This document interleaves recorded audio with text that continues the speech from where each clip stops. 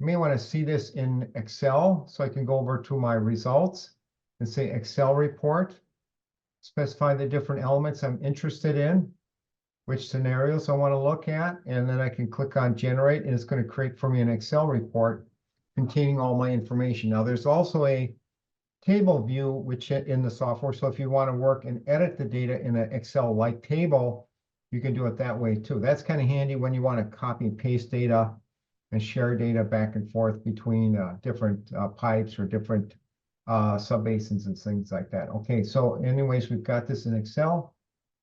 And there's our data. So here we can see our subbasins, you can see our manholes, our pipes, and so on. And then everything to the left is your input data. Everything to the right is your output data.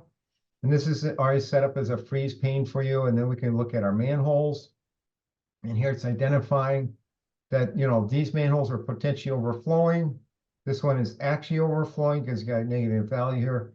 Here's showing us that these pipes are surcharged. So basically connecting pipes inside that manhole are surcharged. This is obviously surcharged too, but overflowing is more important. And this is overflowing potentially, right? So that's more important than surcharging. Otherwise, it would probably show surcharging there. And it shows your minimum and maximum pipe cover there.